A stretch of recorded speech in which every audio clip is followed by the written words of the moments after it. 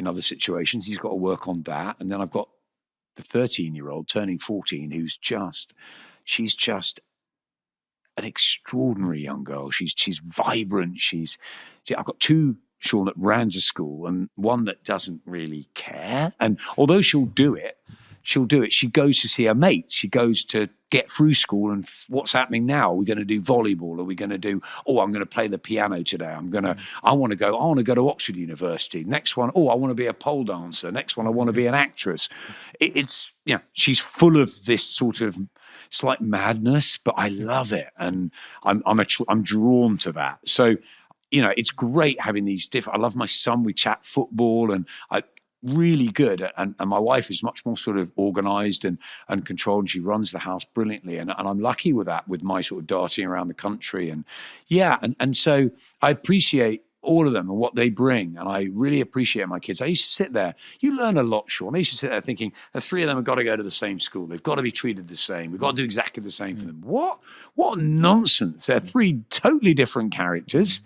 One of them wasn't at the right school. She then got to one that was. We sort of pushed her towards drama, and then she found criminology, and she's like, I don't want to do drama, I want to do criminology. I'm like, really? But what about drama? I'm like, Adam, stop it. Don't push. Let them roll. She's rolling, and she wants to. She's in criminology. She's about to go to Asia on a gap year. She's great. She's flying. My son wants to make a lot of money. Great. Good luck to him. Maybe you should go and work with Eddie. I don't know, but he's flying, and he's great. And my little girl, who knows what she's going to be? She could be in Hollywood. She could be in jail. I don't know what's going to happen to that one. I hope I live long enough to find out, because she's a right character. And look, they keep us on our toes. And I think what my cancer has taught me is to appreciate that time with them, to appreciate the time I have around boxing. I think I used to take it for granted, being at ringside, being everywhere, being, whether it's this fight or that fight. Oh, of course I'm going to that fight. Now, I can't wait. I can't wait to get to the next one. And I don't care whether it's area level, English level, world title level. I just want to be around the sport I love and watch the fighters I love. And I'm honestly grateful to Eddie, to Frank, to everyone, Ben, to everyone that supported me. And I think, in a way, Sean, because I tried to be nice, I guess. Yes, the ego. Yes, you make mistakes. Yes, I made some wrong decisions, of course. But I tried to be nice to people. Nice is a bit of a word, but I try to be friendly. I try to keep a good relationship with people. And I think when you go through bad times and you find out who really is your friend, who wants to roll with you, and I don't have any problem with people that drift away and they think, oh, he's dealt with that. The cancer, whatever, or he's, the way he dealt with Sky. I don't know. People can judge. I don't have any animosity to anybody. And there's a lot of animosity in the boxing world, and I don't like that. I like people in the boxing world. They're all different.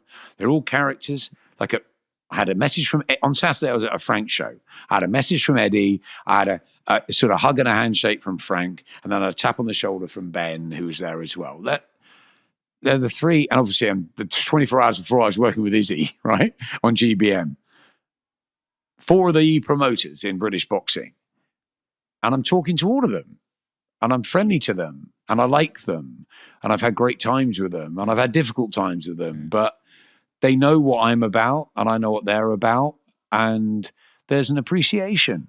And I think I do appreciate them. And I appreciate fighters the most. And I appreciate trainers.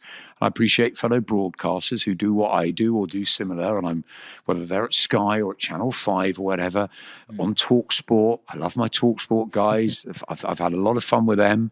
The Sky lot that I miss, the Andys and the Ed Robinsons and the James Tynes, all my friends from Sky. And you move on. You don't have the time with them anymore. I miss Johnny hugely. Johnny and I rocked together. We were like ant and deck on the boxing scene. Ringside was the best. But, Johnny said to me when I was devastated when Ringside went, I was so upset. And Johnny went, Ads, we've had a great run. We've left the party at its highest. I get quite emotional thinking about it. He goes, Ads, always leave the party at its highest. You don't want to be the one in the corner at the end. He said, leave the party at its highest.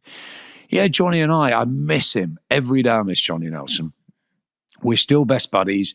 I don't see him as much. Of course, we're doing different things. But when you find people that just, And we were so different. We came from different backgrounds, different worlds, but we connected on a human note, and we both had passion for life and a love of fun and adventure and a love of young, trying to inspire the next generation. And because Johnny had been through all sorts of adversity in his career, he never judged anyone.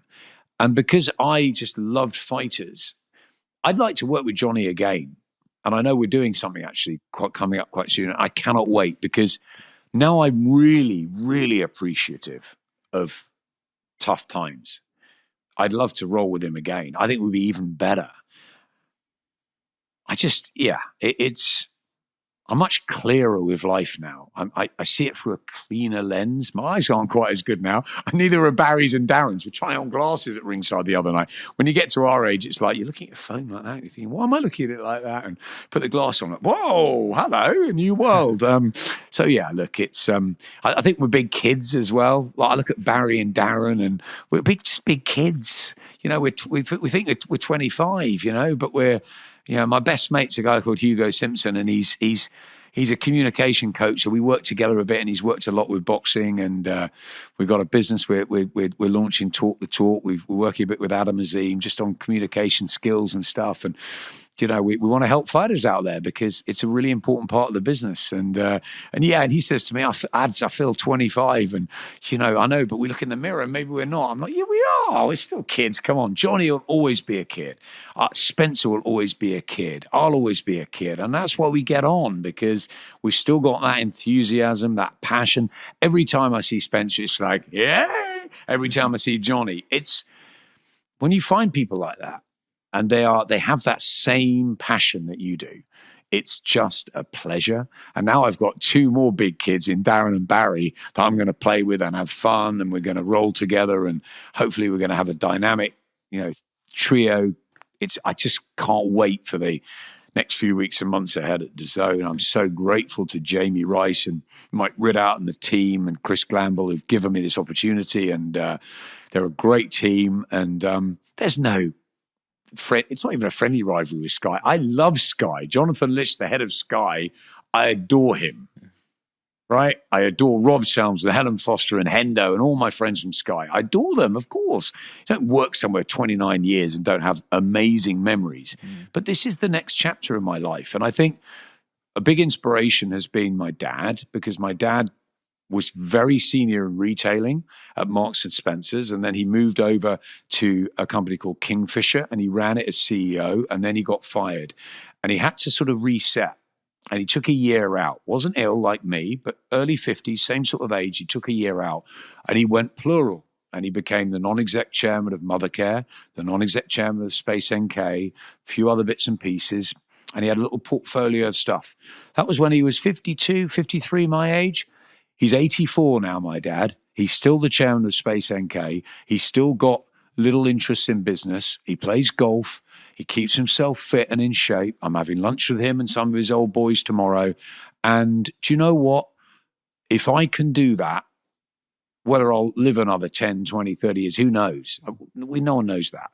But if I can have that mentality of working for DAZN or TalkSport or Cadro or the different things I'm doing, Summit, GBM, a few little different RTF with Team Usyk, if I can do those little projects and I can keep having a nice little family, do the odd food bank, walk through the parks, still be around a sport I love, and Liverpool are going to win the league. I mean, happy days, happy days. And yeah, I'm grateful, and I will always be grateful to the people that saved my life, and I'll be grateful to the people that give me and my family opportunities, and I will never take anything for granted, and I'll never stress too much again, because I've been there, and it was very, very dark and very tough. And yeah, I just hope I have this mentality for as long as I'm around. You will, Adam. And honestly, you've inspired me and all of the listeners at home today. So I just want to say a big thank you for coming on today, giving so much and letting us, into the private side behind the curtains. Yeah, and there you go, guys. I hope you really enjoyed this episode. We're going to put all the links down below, so if there's any questions, anything you want to reach out for, you can let us know. Don't forget to smash the like button, leave us a comment, and share this